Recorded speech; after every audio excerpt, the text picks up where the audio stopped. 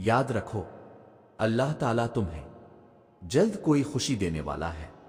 ये खास निशानी जाहिर होने लगे तो समझ लो। देखो, मायूस मत हो, अब कबूलियत की घड़ी ज्यादा दूर नहीं है। तुम देखोगे अल्लाह पाक खौफिया वसीलों से तुम्हारी चाहत तुम तक पहुंचेगा। तुम सब्र कर रहे हो तो यकीनन अल्लाह भी नियतों को देख रहा है।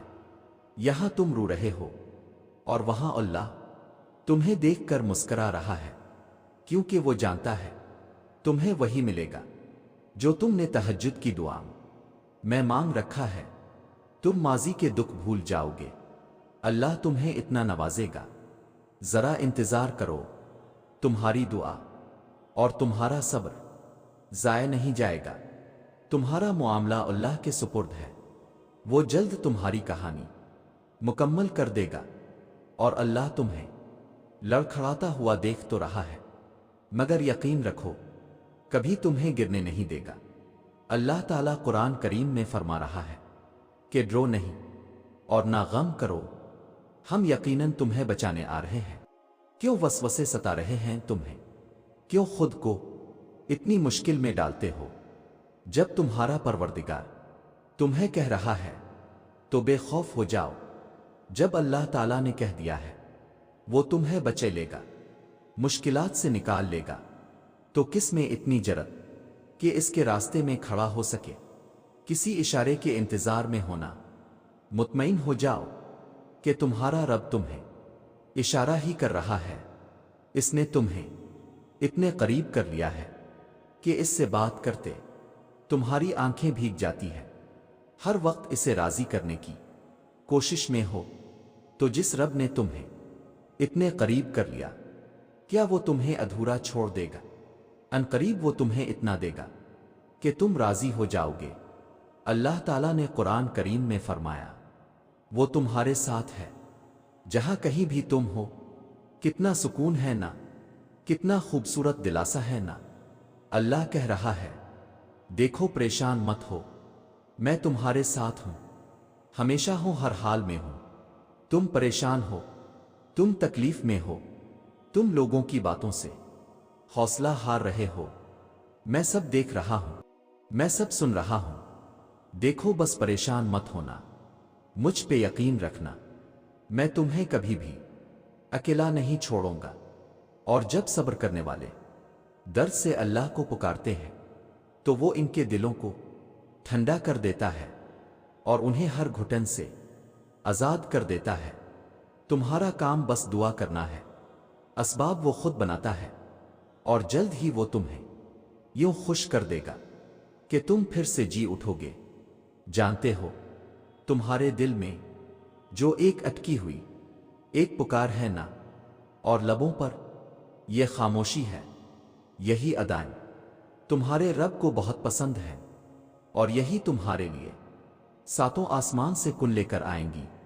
तुम बस यकीन रखो और अल्लाह तब तुम तक मुजिज़े लाता है।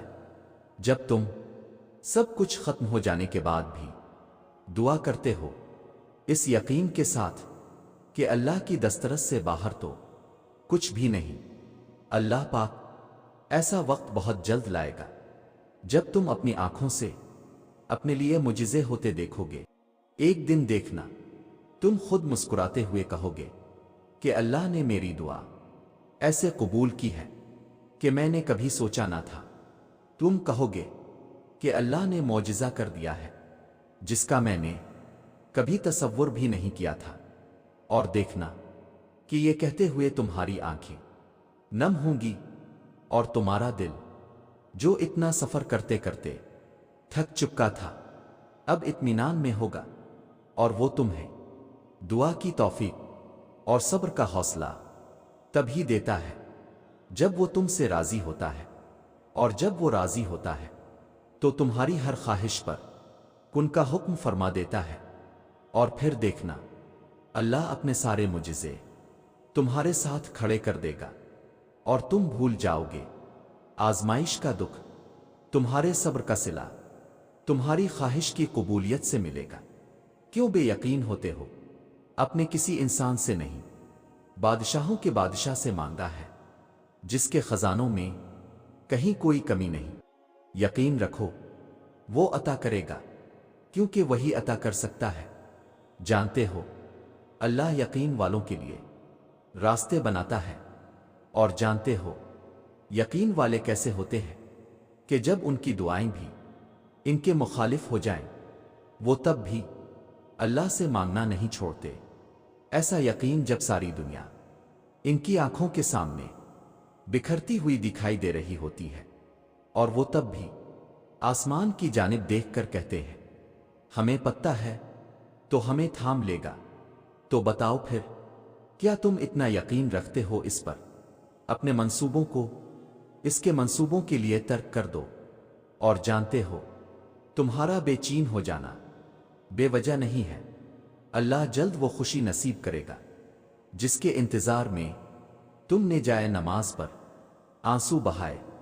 کیا پتا اللہ نے تمہاری من پسند چیز صرف آزمائش کے لیے تم سے دور کی ہو۔ اس انتظار کے بعد تمہاری دعاؤں کو ہی تمہارے نصیب کا حصہ بنائے گا۔ اللہ تعالیٰ قرآن مجید میں ارشاد فرماتا ہے کہ اللہ کو تمہارے غم کا احساس ہے، اللہ کو تمہاری ہر ان کہی بات کا علم ہے، اللہ تمہارے ہر ادھورے خواب سے باخبر ہے۔ وہ درد میں پڑے اپنے بندے کو یوں ہی نہیں چھوڑتا، وہ بس ان ٹوٹے دلوں کو سجدوں میں لگا دیتا ہے، ان روتی آنکھوں کا سکون دعاؤں میں لکھ دیتا ہے، اور جو دل سجدوں میں ان کے منتظر رہتے ہوں ان کے لیے خدا کی محبت مثالی ہوتی ہے۔ آزمائش انہیں کے لیے ہوتی ہے جنہیں اللہ چاہتا ہے، اور صبر بھی وہی کرتے ہیں جو اللہ کو چاہتے ہیں۔ اللہ جن سے پیار کرتا ہے انہی کو مشکلات کے راستے پہ ڈالتا ہے، تاکہ بعد میں انہی آنسو اور اسی تڑپتے ہوئے دل کا سکون بن سکے۔ اور کچھ لوگوں کو اللہ موسیٰ کی طرح لاڈلا رکھتا ہے، انہیں تکلیف دیتا ہے، آزماتا ہے، انتظار کرواتا ہے، لیکن پھر ان کے لیے سمندر سے راستہ نکالتا ہے، انہیں فرعون جیسوں سے محفوظ رکھتا ہے، انہیں پاکیزہ ہمسفر عطا کرتا ہے، اور ان کے ذکر کو امر کرتا ہے۔ کس نے کہا لاڈلوں کو تکلیف نہیں ملتی؟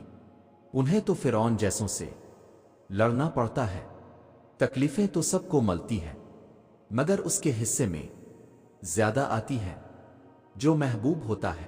یاد رکھو جو رات کے بعد صبح اور گرمی کے بعد ڈانسز دیتا ہے وہی خدا پریشانی کے بعد خوشیاں بھی دے گا انشاءاللہ۔